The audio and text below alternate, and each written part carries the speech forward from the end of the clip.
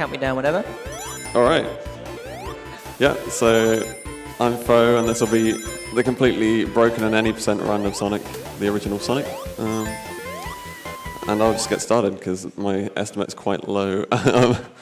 So I've got to wait for the menu to come up so I can start.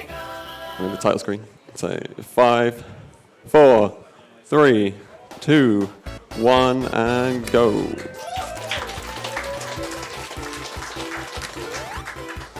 All right, so right off the bat, the classic opening phrase, we're going to be holding right and jumping because that's how Green Hill 1 tends to work. The goal is always 25 here, unless you're doing the IL, and then it's 24. That's completely insane. All right. And we just about got 25, it's fine. All right. Yeah, so this is not my first Sonic game. I'm used to like an 8-bit one where there's no slope physics and all you have to do is like hold right and jump. But in this one, a lot of normal movement, going fast in normal movement, will involve what angle of slope you're jumping off of. Obviously, you don't have spin dashes in this in the original, so they hadn't thought of them yet, I guess. Nice. There's a spike glitch demonstration. Even though I had rings and had iframes, the spikes will still kill you in this original one. What I'm going for is just to drop on the very edge of the spikes as close as possible to the wall there. There we go. And then we get to land on that buzz bomber, which puts us inside the wall, and then we get to skip having to break through that wall. So that, I really didn't want to lose lives there because you get pretty much no extra lives in this entire run. So it's very easy to game over right now. I just realized that the FPS is up on the emulator. I could have taken it off. I could still if you want. There's an FPS on the emulator. So if I take it off, the game will emulator pause. So don't want to, make the run illegitimate.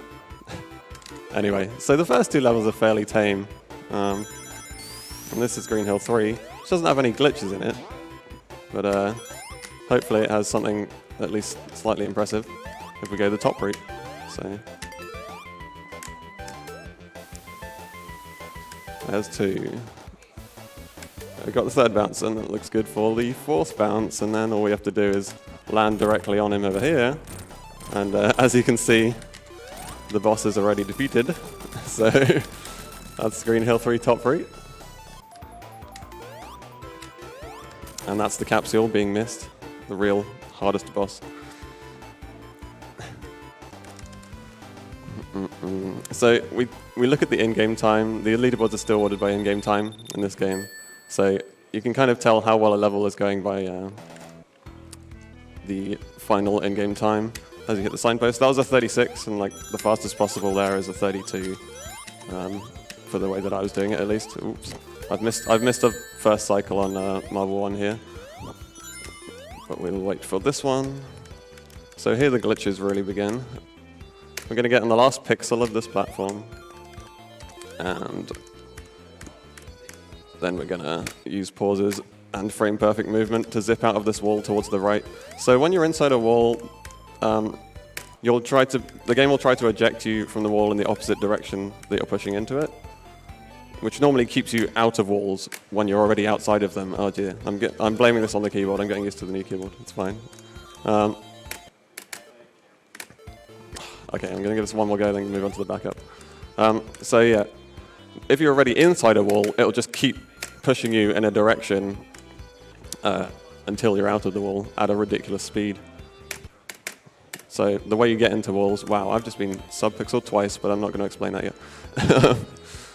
The way you get into walls is, in Marble, often standing on the last pixel of these rising platforms, and they just take you up in there. All right, I'm going to go for a backup because I couldn't hold the right arrow key for exactly like 2 frames while unpausing there. So instead, we're going to get through a wall this way. This one's slightly different, but pretty much all of these ridiculous glitches you're going to see have something frame perfect about them. So here we're getting on the third last pixel of the platform. we're holding right for about 2 frames and jumping exactly 2 frames after holding right. And the platform has to be in an exact position vertically as we're going up there. So that should be working. Oh, man. And I'm not playing Marble normally because it will be slower than me doing this, I swear to you.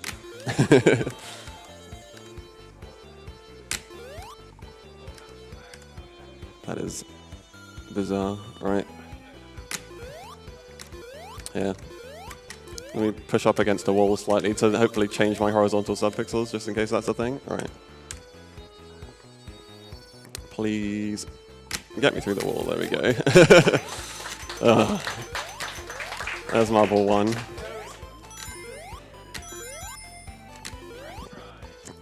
Yeah, first try. So we didn't get to see any of the underground, the underground areas of marble, the lava and moving blocks around and stuff.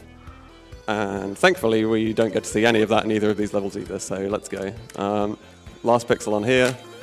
Then we press right and jump. That one actually was first try. There we go. That's a level wrap.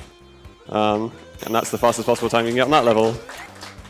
And that's a signpost, in case you were confused. But you should all know what a signpost looks like, so there it is. Yeah, so again, getting into the wall by being on the last pixel of a platform, it's a frame-perfect input to kind of press right and jump immediately. Otherwise, you won't get through the level boundary. And then you have enough speed to cross that level boundary, and your X position can't go negative, so it wraps you around to the highest possible X position, which is the end of the level, usefully. So here's marble 3, if I get this right. Hey, there we go. That was also first try. I played it slightly slow just to be safe, but yeah, there's still a boss fight at the end of this one, so. That level wrap was, again, various frame-perfect inputs, but different to the other one, so it's not just the same thing every time for these zips. And then the capsule, no, we miss it again. The real hardest boss every time. Anyway, that's Marble Zone. I'm glad the Marble 2 and 3 went as well as hoped.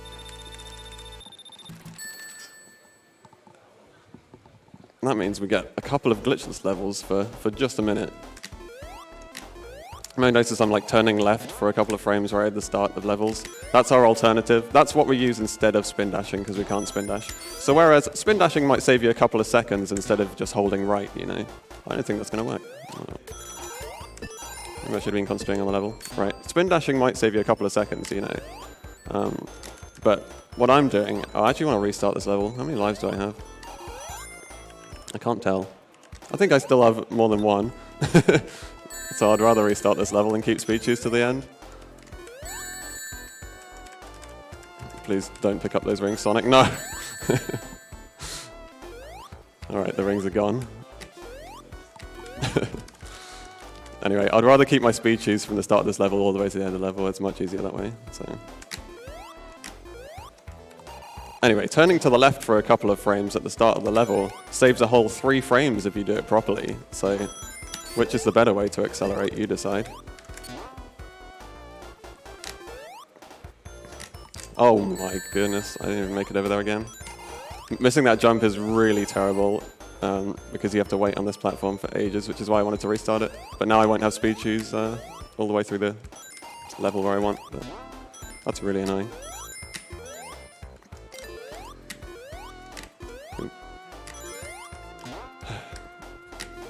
Alright. Let's play it basically normally. And we just got to fall onto a specific spot here. Not hit the springs and roll to the end. Alright. So yeah, just because a level doesn't have frame perfect glitches in, it doesn't mean some of the jumps aren't ridiculously precise anyway.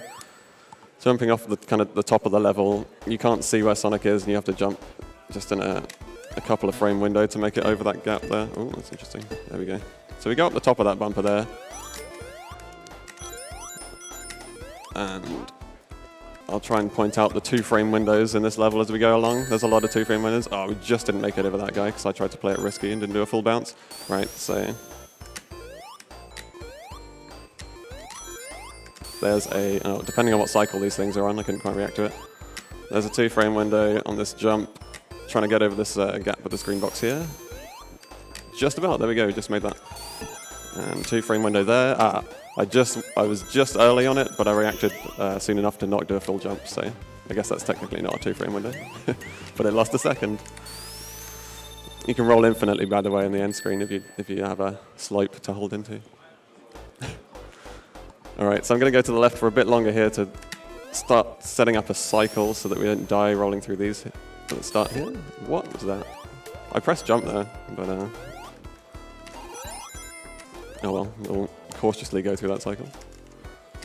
And then we're back to the glitches, so if we get up here and wait for this fire block on the right, I could have been a cycle faster there if you saw. Right. It doesn't crush you if the camera scrolled all the way down, so we just let it push us into the wall, and then we zip around in the wall for a bit, and then you have to do some frame perfect movement to drop down to the next level, and then it spits you out over here, which is like halfway through the level. We're going to pick up the secret speed tubes and take them to the end.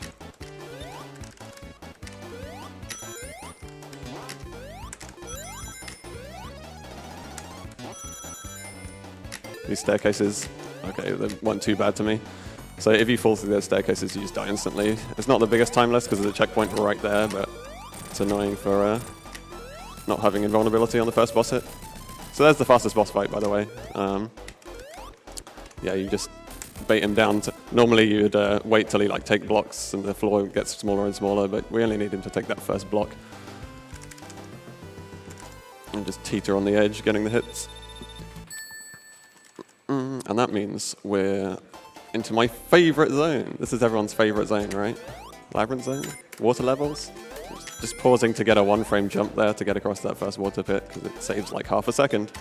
So yeah, speedrunning these levels, I find are actually quite, once you get really optimal, I think they're quite rewarding to just get those kind of perfect jumps and the little slow staircase climbs and things like that. Because the perfect jumps, oh yeah, here's a little platform that just skips most of the level here, by the way. Ooh. If you miss that jump, you definitely die instantly. So yeah, a lot of the jumps are really nice for you do them slightly lower than you would expect to get up onto a platform, then it just lets you clip up onto standing on the platform. Oh, I just missed that last one. And but then, of course, you've landed sooner, so you get to do the next jump sooner, and you just save frames through each jump in the level like that. So once you get down to kind of doing it IL style and trying to do these really optimally, they can start to feel really good. Anyway, Labyrinth 2. We have quite the skip at the end of this one as well. This one's a fairly easy one. You just stand on a thing that's opening, and it just takes you into the wall. You don't even have to do anything for it. The only thing you do need to do... Oh, let me just try and get this. All right. You can just about early get up onto that switch if you get the right ridiculous angle. Right, so we're going to land on here and stand and get on the right side of that switch without opening the door, and that allows us to jump back to the left past it so we can get on the thing while it's opening in time. And, of course, that zips us straight to the end, because why not?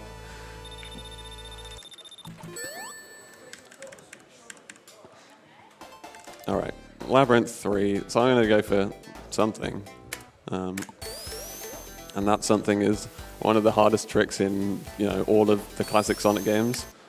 That looks good. So I was doing that first roll and that first jump off of the waterfall in very specific 3-frame windows so that my subpixels are set up to let this work 100% of the time instead of only 50% of the time.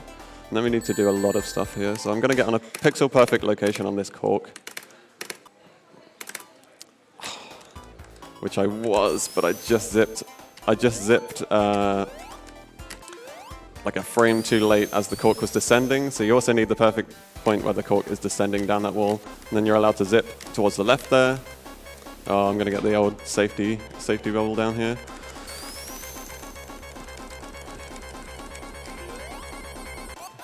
At least you got to hear the bubble, the air running out music. Everyone loves that, right? That's the. I'm really sad I didn't get to show that off. I would have gone for it again if I was still up there, but I also kind of fell down off the platform in the process. You can reload the platform if you're still up there. Because that is a ridiculously hard trick. It saves about 50 seconds of this level because of this climb. Oh. That means I have to actually remember how to play this climb, because while grinding for the World Rock in this game, mostly I just reset when I don't get that. Okay, didn't quite get past Robotnik there. It is possible to beat him. So we're just gonna play it careful here, because I think that I only have one life. Not 100%. I could have made that, but anyway, there's Labyrinth 3. That's pretty much the hardest level in the run, I'd say. So at least we're through it, and that means the next zone is one where we skip every single level of it again. Well, in some way. We do a level wrap for every single level in it. First of all, we get on a sub-pixel specific location on this staircase that descends, and we have to get it in time while the staircase is descending. And then we can hold right and go through the left side of the level. There we go, that was all right. Yeah. And that should give us, what, a 16? Yeah, it's still at 16. Cool. And then once again, we have the glitchy signpost because we hit it so early. See some unused sprites within there, like the goggles and the S. Yeah, to explain sub-pixels, which I've been mentioning, I guess, there's 255 of them in every pixel, and obviously you can't see them because they are less than a pixel, and the game is rendered in pixels. Oh. So I've used the fan. I've specifically jumped to use the fan to push me into this floor here, so I'm in this zipping state. Just grappling with the keyboard. Here we go. Oh. There we go. And then you just need to get into a couple of frame-perfect locations while zipping along there. I was just using pause buffering to make sure I didn't zip too far, so I was only going... Oh, I didn't hit the sign early enough for it to be glitchy. Just using pause buffering to make sure that I only hold right or left for like one frame. So instead of tapping the button on the keyboard for only one frame, which is incredibly hard, you might as well just press the button and pause the frame after, and then it doesn't matter how long you held it for as long as you let go before you unpause. It's kind of, oh, I realized I just clicked off the emulator, which is why the window defocused. So we're already on Starlight 3. I thought I might as well go for that because I'm behind. So there's a ridiculous jump you can do there, which is done in ILs. It's kind of double frame perfect in the space of 3 frames to jump off of that slope and make it up to the high platform, which we'd normally go up to. Hello? That was a perfectly bad location to fall into. Right. So the level wrap in this one requires getting up to this position first, where we can zip. We're going to roll and jump specifically over here, and go too high and not get in the floor. Alright, I'm just going to carry on, because I know I'm pretty far behind. Because of Marble 1, classic Marble 1.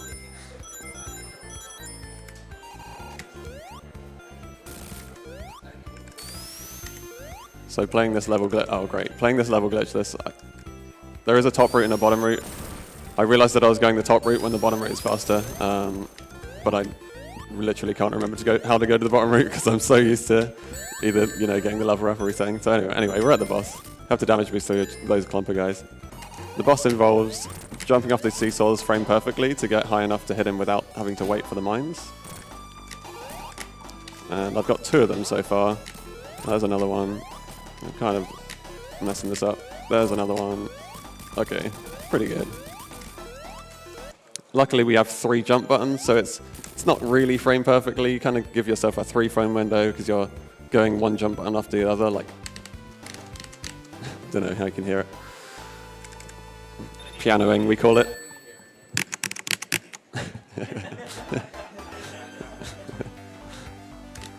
So here's Scrap Frame 1. I want to show something off that no one else does in runs yet.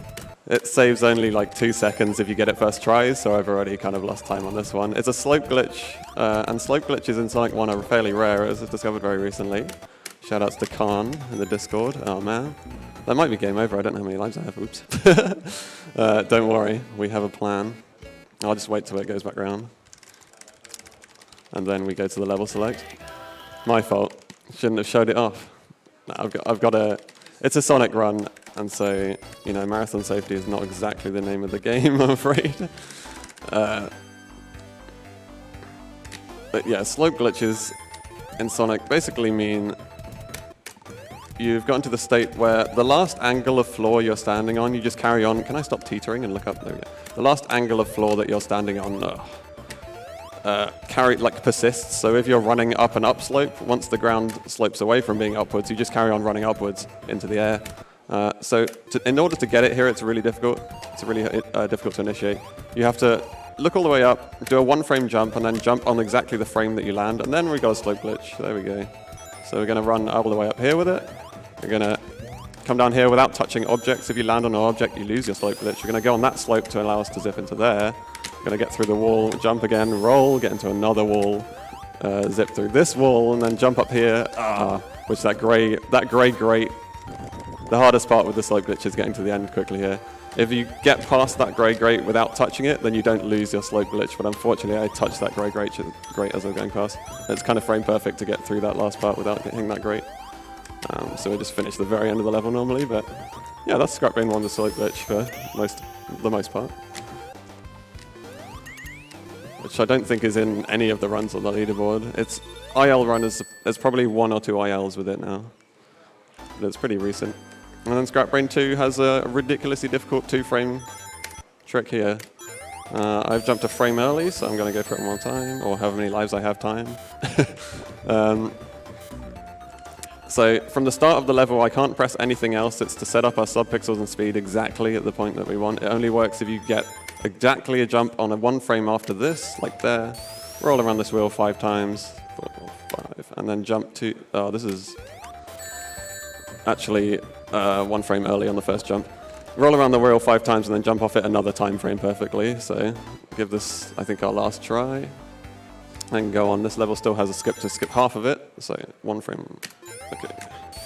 1, 2, 3, 4, 5. This is 3 frames. I jumped 1 frame early off of the wheel. Otherwise, we would have got through that wall and level wrapped all the way to the end. And then there's a load of other complete shenaniganery to get back into bounds. But instead, we're going to do this the old-fashioned way and just use these red doors to just skip at least half the level. There we go.